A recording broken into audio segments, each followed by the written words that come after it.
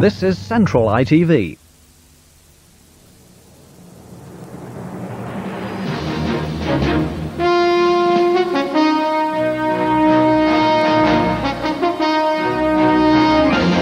From ITN, News at 10 with Trevor McDonald.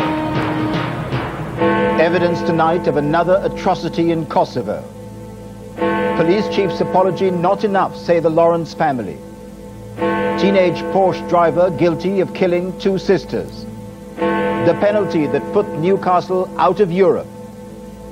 And why Michael Howard is spending tonight behind bars. Good evening. Yet another atrocity in the Serbian province of Kosovo came to light today. 4 ethnic Albanians were butchered, apparently by Serbian irregulars, although that didn't affect the rising tide of anger against President Slobodan Milosevic. The Foreign Secretary, Robin Cook, said today, "We didn't want to use force, but if force was what it took, Britain was ready to back it." The United Nations Security Council is meeting in New York tonight. From Kosovo, ITN's Julian Mannion reports. The Serbian army has left horror in its wake. At the village of Branic, 50 miles from Pristina, more smashed vehicles, more burned houses, more deaths. Here, local ethnic Albanians accuse Serb forces of a wild rampage and showed reporters the bodies of 4 people who died. 2 were horribly mutilated, a 3rd stabbed to death, a 4th shot. The villagers say that on Sunday and Monday, Serbian troops and police took away hundreds of their men. Many have so far not returned, raising the greatest fears for their safety. Some local women say that they were sexually molested by men wearing the motley uniforms of the Serbian paramilitary forces.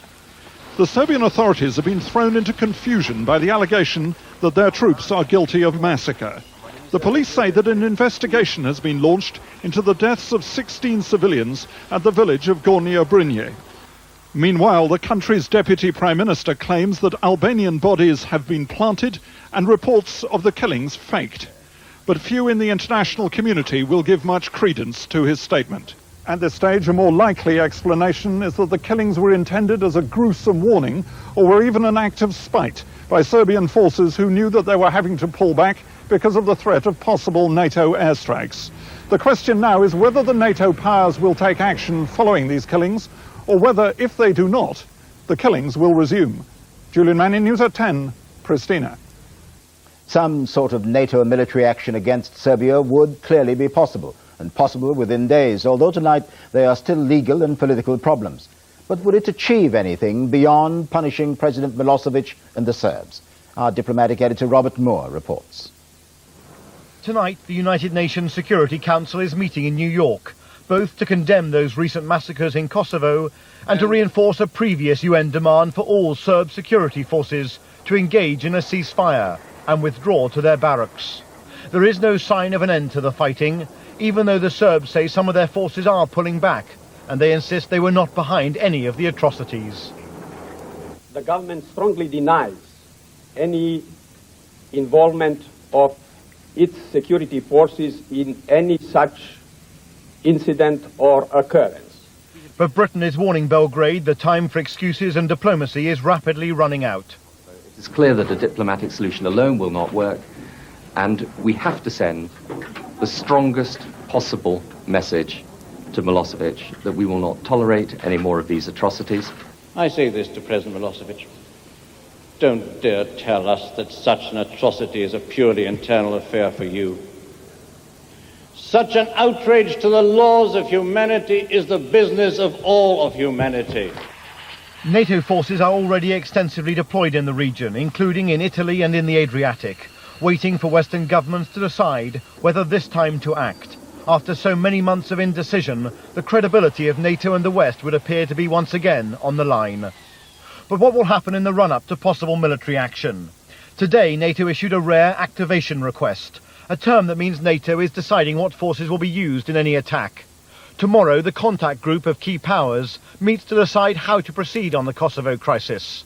On Monday, the UN Security Council will almost certainly judge Serbia to have ignored UN demands for a ceasefire.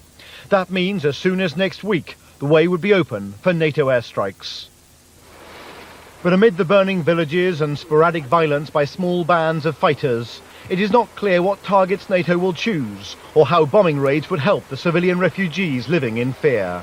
So both in Washington and here in London today, there has been increasing talk of using air power against Serb targets. But military planners and policymakers alike know that such punishment strikes may do very little to alleviate the humanitarian suffering on the ground in Kosovo. Robert Moore, News at 10 at the Foreign Office. The Metropolitan Police Commissioner Sir Paul Condon was barracked today when he appeared at the public inquiry into the murder of the black teenager Stephen Lawrence. Sir Paul gave Stephen's parents the apologies they've been waiting for the failure of the police inquiry, but he refused to say that institutional racism had anything to do with it. ITN's Shuli Ghosh reports. The jeers and taunts of a hostile crowd were levelled squarely at Britain's most senior police officer. Sir Paul Condon told the inquiry he deeply regretted not bringing Stephen's murderers to justice, and he personally apologised to Mr and Mrs Lawrence. But though he agreed there was racism in his force, he wouldn't agree it had affected the murder investigation. He left after a 90-minute grilling, in no doubt about the public's reaction. Afterwards, the Lawrence family said they were disappointed. What Sir Paul should have said was yes, he believed that there was racism in Stephen's case, and I think from there we could have looked to move forward. Sir Paul was also accused of running a force that was institutionally racist, a claim he denies. I acknowledge totally there is racism in the police service. There are police officers who are racist, there is discrimination, there is stereotyping. I think my only anxiety, and it's a limited anxiety, around using words like institutional racism, is I think to the average person that suggests that most of the people in an organisation are sort of consciously or willfully doing bad things because of racism. The Commissioner is in a difficult position. He has to placate the black community, with whom there's now a deep gulf of mistrust, and he has to protect his officers' reputations. There have been numerous calls for Sir Paul's resignation, but he says he's going to oversee the programme of reform in memory of Stephen Lawrence. Shuli Ghosh, News at 10, Scotland Yard. More than £27 billion were wiped off the value of Britain's top companies today. Continuing worries about Japan's economy were partly to blame. The FTSE 100 index closed down 156.2 points at 4,908, its lowest level this year. At one stage it was 30 points below that. On Wall Street, prices dropped sharply for a second consecutive day. At the closing bell an hour ago, the Dow Jones was down 210 points at 6,732.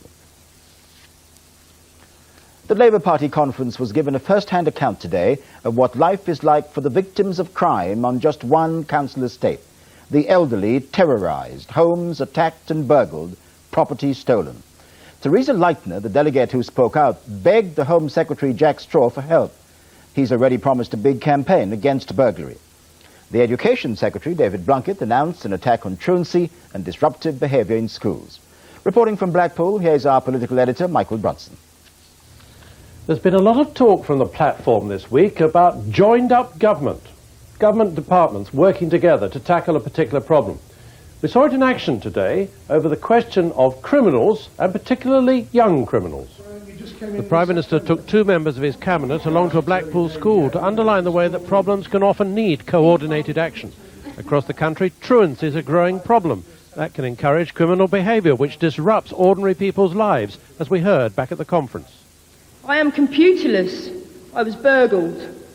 I'm bicycleless. In fact, I've had 3 bikes stolen in 4 weeks. My daughter is shoeless. Someone stole her shoes. That was because Theresa Leitner blew the whistle on the young tearaways on her West London estate. But all she got from the police, she said, was a collection of 25 crime reference numbers. So she appealed directly to the Home Secretary. We are tired, Jack. We are hurting. We are in pain. We have suffered enough. This is a real issue, Jack. So, get tough. The conference showed its clear support for her. Earlier, Mr. Straw had acknowledged that crimes like burglary could seriously blight people's lives. We have to make a serious reduction in this very serious crime and bring more burglars to book. And we're therefore going to be spending an extra £50 million over the next 3 years, targeting 2 million homes across the country to beat the burglar. That could mean, for example, many more visits by police officers to individual homes offering advice on how to make them secure. But even things like the regular calling of school registers, perhaps twice a day, records which are later checked by computer, can help. David Blunkett said all the research showed that truants and children excluded from school were far more likely to get into trouble. It's why truancy and disaffection and exclusion has to be tackled head-on. And it's why today, in conjunction with Jack Straw, I'm very pleased to announce an extra £500 million to face truancy and disaffection head-on wherever it exists.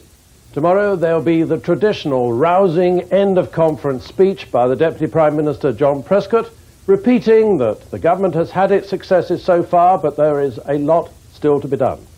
Michael Brunson, News at 10, Blackpool. Coming up next, the rest of today's news. A teenager's killer Porsche. Why was he given such a powerful car? Why should NHS fertility treatment depend on where you live? Newcastle in blue come close, but not close enough in the Cup Winners' Cup. And why Michael Howard and some other famous names are in jail tonight. I'll be telling you who those distinguished visitors are and what they're inside for.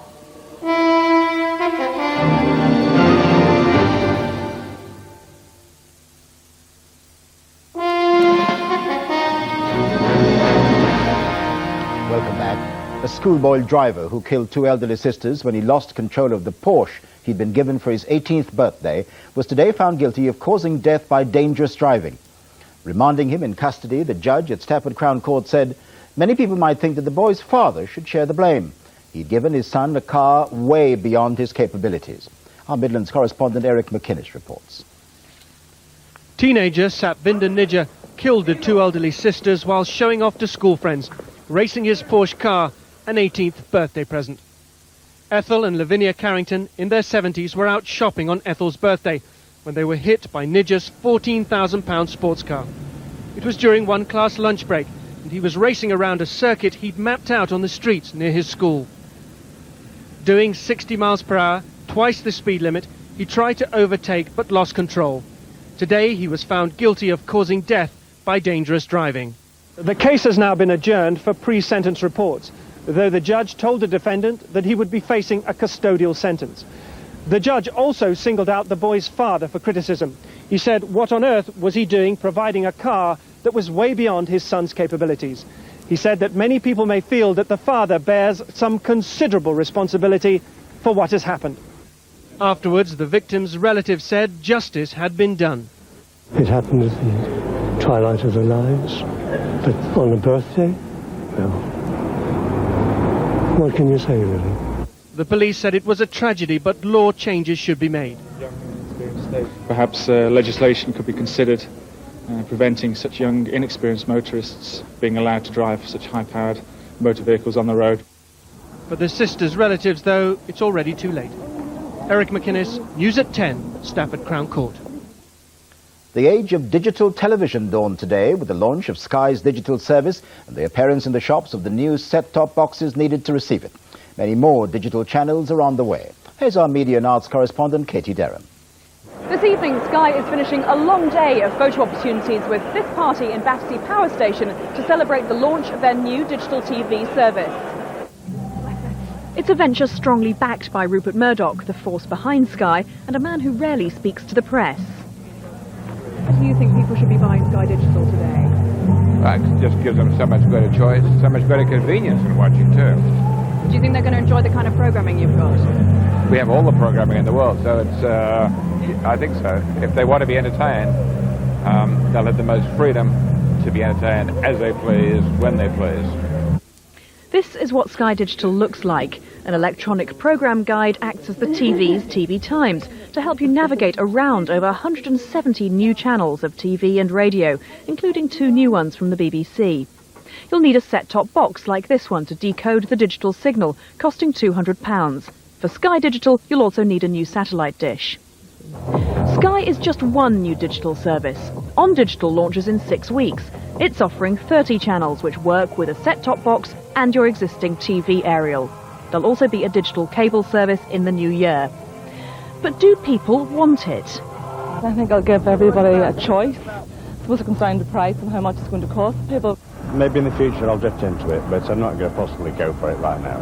Sky are spending millions on their launch, and so will the other digital providers as they try to convince customers that not only is digital TV really the future, but also that their service is best. Katie Derham, News at 10 at Battersea Power Station. Michael Flatley appeared at the High Court today, where he is being sued for £10 million by his former manager, John Reid. The former Riverdance star is said to have sacked Mr. Reid after he helped him launch his hugely successful Lord of the Dance stage show. The first guidelines for doctors on who should and should not get infertility treatment on the NHS are about to be published. The government itself wants to end the present patently unfair system of what's been called treatment by postcode. A sixth of all couples who want to have children need medical help. But to have any chance of it, they must live in the right area. And even then, the rules on eligibility vary. Our special report tonight is by ITN's Norman Rees. Callan and Fraser Watson are twins. They're also test tube babies, two of only 20,000 or so children in Britain who've been born through in vitro fertilization. When Mother Maria discovered she couldn't conceive naturally, she and her policeman husband Perry were outraged to find no help was available on the NHS. It is an illness, certainly in our case, that we thought that should have been covered by the NHS. You know, there are other people that are, say, smokers that are self-inflicted illnesses that do get covered, but they don't cover for infertility. Like many others, the Watsons took a gamble. They struggled to raise the £3,200 for private fertility treatment. They knew there was only one chance in 4 it would pay off. Oh, yeah. I mean, if we had to, move to a smaller home, anything, we desperately wanted children. So if sacrifices need to be made, that's what we had to do. Whether or not you can get IVF treatment on the NHS at the moment is no more than a lottery. Here at the village of Limpley Stoke on the Avon, for example, the local health authority will make free treatment available for needy cases. Live just a few yards up the road, though, and it's a different story. Across the border in Wiltshire, you have to pay privately, and these regional differences are mirrored right across the country. Many doctors complain that makes a mockery of a so-called National Health Service. It should not be the case that your receipt of treatment is dependent on where you live. We feel in a lot of cases like this where we have to make difficult decisions, we would like central guidance and help as to how to make those decisions. IVF treatment consists of taking eggs from the mother to mix with sperm from the father in a test tube. In some instances, an individual sperm is injected by needle. Of the 125 health authorities in Britain, less than 80 will contribute towards the costs. Embryologists say there's a failure to recognise infertility as the health problem it is. The stresses this puts on otherwise healthy people are huge. We see marital breakup, we see people in long-term counselling, people who need psychological support from GPs, people taking antidepressant drugs. And all these things are the direct result of this health problem, which is chronic and long-term. Tracy and Kevin Burt have been trying for 3 years to have a baby. Tracy has blocked tubes. There's no health service treatment where they live, and they can't afford to go private. People don't realise how much it can hurt. Sometimes you see someone with a newborn baby in a pram somewhere and you think, oh, and it really gets you. You sometimes wonder if you're ever going to get that. Yeah, it's hard to put into words how it makes you feel, but it is physical pain, isn't it? Simple as that. Maria and Perry Watson have no doubt their financial sacrifice has been worthwhile. It's easy to say when it's for the first time. So we are very lucky. The question is, though, why people in some areas are paying for treatment freely available in others, in a Britain that boasts a National Health Service. Norman Rees, News at 10, Wiltshire. Football now, and the new Spurs signing George Graham settled in as manager today. Graham, formerly of Arsenal and Leeds United, said it would take time, but his aim was to get Spurs into the top 6 in 2 years. Our sports correspondent Graham Miller reports from White Hart Lane. The marriage was marked in the old-fashioned way by Spurs fans. George Graham arrived at Tottenham with a smile and a 4-year contract worth £30,000 a week. Because of his Arsenal connections, not every fan is happy, but he set them a goal. You want to be in the top 6 within 2 years. In this day and age, do you think you'll get that amount of time to turn things around? I think so.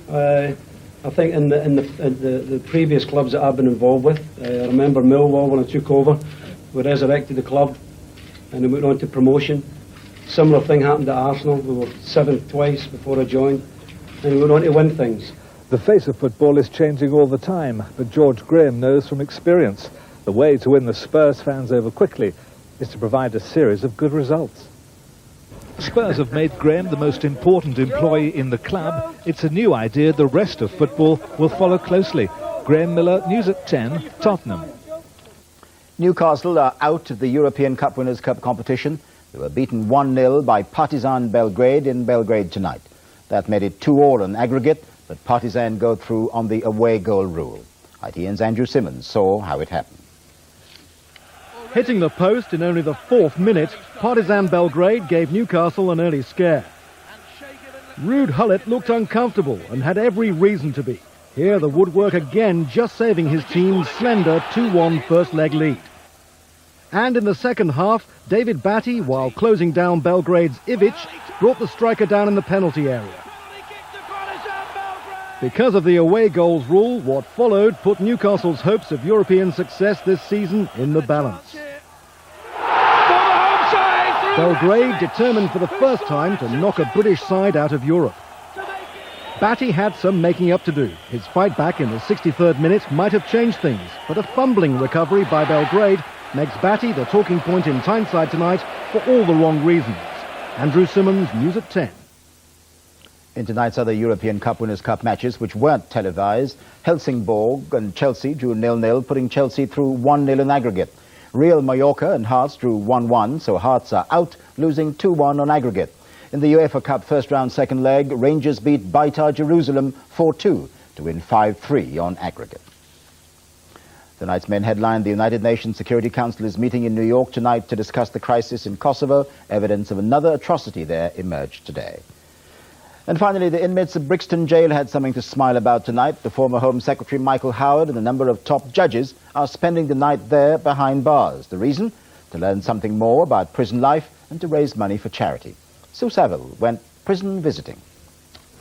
Former Home Secretary Michael Howard has made many a visit to prisons before, but never yet to be locked up behind bars for the night. He's helped put many others there and seemed to be looking forward to it. I think it'll be a very interesting experience. It's in a very good cause. Lots of people have sponsored me so far, and I hope lots more will. He went on into Brixton Prison to join another 220 guests for raising money for Macmillan Cancer Relief and include barristers and judges. I don't think it'll be quite as uncomfortable as it would be if I was there for weeks or months, but I hope not anyway. I think I believe in trying everything once, and I think I want to see what it feels like for so many people who do have to spend time like this. I go into the prison quite a lot, and when I see the inmates, it'd be nice to say, well, yes, I do know what it's like to be behind bars. This refurbished block takes new prisoners next week. Tonight it's home to paying guests. Current prisoners had cooked dinner, beef cobbler and raspberry sponge. Many of the visitors had to share cells. Part of the aim... to experience what it must be like for somebody being sent into prison direct from court, through the reception procedure, and spend the first night behind a cell door. The visitors have been allowed to stay up some 2 hours later than most prisoners, but as it's now approaching 10:30, they're being locked in their cells for the night. They'll be woken at 6:30 in the morning, and after a light breakfast, they'll be released back into the community. They'll take with them their experience behind bars, hoping it's their last. Sue Saville, News at 10, Brixton Prison. And it's lights out for us too. We're back tomorrow. From all of us here at ITN, good night.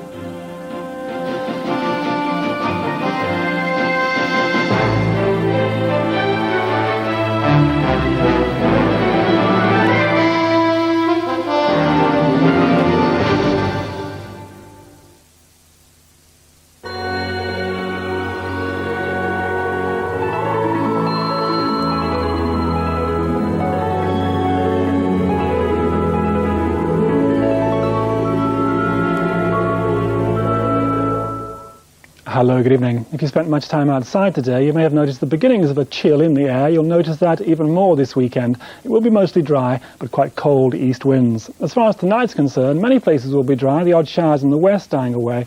A few more bits of showery rain, though, down eastern counties of England. Even there, any rain should be mostly light.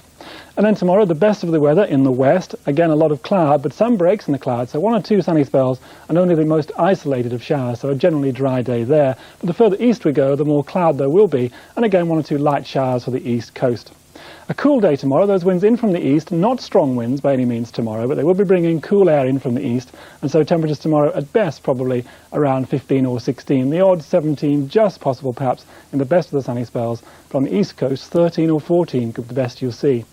As for the weekend, there will be some patchy, showery rain in the west in particular through Saturday and Sunday. An odd shower on the east coast maybe, but elsewhere a lot of dry weather, 1 or 2 bright spells, but never very warm. As that wind freshens on Sunday, it's going to feel even colder. Here's tomorrow's summary. Good night. Powergen, generating electricity whatever the weather. Now, from Central.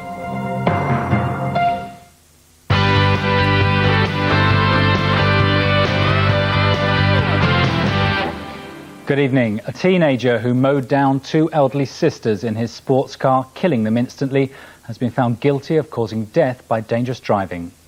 19-year-old Satvinder Nijjar was given the powerful Porsche 944 by his father on his 18th birthday. The teenager from Wensfield in the West Midlands had only passed his driving test 8 months earlier. The jury at Stafford Crown Court took 3 hours to find him guilty of killing Lavinia and Winifred Carrington by dangerous driving. He'd been showing off in the car to friends in his school lunch hour. After the verdicts, Judge John Warner told the court some people might feel that his father should bear considerable blame for what happened. And he asked what on earth was he doing providing his son with a car that was well beyond his capabilities. Relatives of the 2 sisters have been in court throughout the trial to hear the evidence. They welcomed the verdict. I thought that the defendant had more than a fair trial. The system, the business system, British system, was, I think, fairer than anywhere. Judge Warner told Nijjar he would be going to jail. The only thing the reports would affect was the length of his sentence. The Environment Agency has been criticised for failing to give adequate warnings of the Easter floods. An independent report said its warning system was confused. 5 people died and 4,500 suffered damage to their homes. Freak weather caused the worst flood since records began. The area across Banbury, Northampton, Leamington, Evesham and Worcester was badly hit. The total bill for damage, £350 million. The chairman of the independent review team says the floods were so severe they caused confusion between the agencies responsible. Our biggest criticism is that the flood warnings did not work effectively, particularly for urban areas like Northampton. We only picked up the flood warning duty in September 1996. We had a 5-year plan to improve it. That plan was coming on okay, but it was never geared at the severity of event that we had to deal with at Easter 1998. Next time, things should be different. Since Easter, the Environment Agency has taken some action. Damaged defences have been rebuilt. Some flood warning levels have been lowered. New river and rainfall monitoring systems have been set up. It's also planning a network of neighbourhood flood wardens who will be encouraged to use phones and faxes to warn people so that there's no repeat of this year's death and destruction. The carmaker Rover has confirmed that production of 2 of its models at its biggest UK plant will be suspended during December. Production of the Rover 200 and 400 at Longbridge in Birmingham will stop in December. Workers won't return until the new year. Unions are dismayed by the move. Trevor Eames, a councillor who threw petrol over his unfaithful wife and ignited it, has failed in an appeal against his 7-year jail sentence. He was convicted last March at Warwick Crown Court of causing grievous bodily harm. Judge Coles said the sentence was neither manifestly excessive nor wrong in principle. Well, finally, a survey of toilets at the 92 Football League grounds has left some clubs flushed with success, while others are seemingly going down the pan. It's all part of that essential pre-match build-up, in this case at Walsall. Trouble is, such liquid intake has its consequences. But unfortunately, a trip to the loo for football supporters isn't always as pleasurable as it could be, according to the author of a new survey looking at facilities for fans who are caught short. It's been discovered that the biggest source of complaints by visiting fans is not the food, it's actually the loos. It's the one thing that people get really irate about, because it's common to us all. The Loo League table looks something like this. Perhaps surprisingly, the Premier's current top team, Aston Villa, was in the category nose peg required, along with Shrewsbury Town. But among the best are Wolverhampton Wanderers, West Brom and Port Vale. So Molineux would seem to be the place to spend a pleasant penny. It's quite an honour, really. I'm quite flushed about it. I had a letter from a Bury supporter on last week complimenting us on our ladies' toilets. But if you've ever been to the toilet at Bury, you must have a wife to congratulated us. Wolves' form on the pitch may drive their fans round the bend occasionally, but at least they know their toilets are tops. Well, it's time we were going too. Emma's next with the weather. The next news from Central is at 6:10 in the morning. But for now, very good night to you.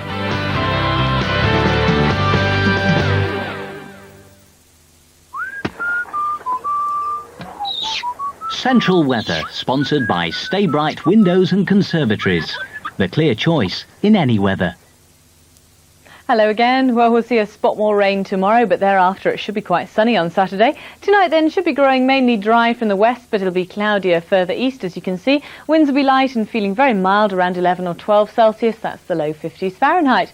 As for tomorrow morning, more rain spreading in from the west, but that should become lighter and increasingly patchy. And by late morning, it'll be starting to die out altogether, leaving a mostly clear afternoon for Friday.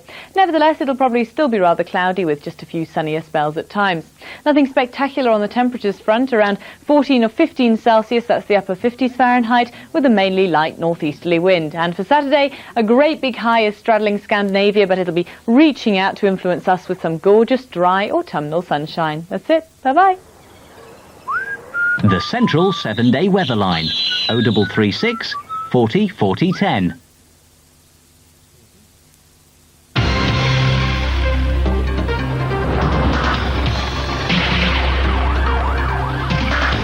Travel update. Hello, time now for a quick check on the roads for you.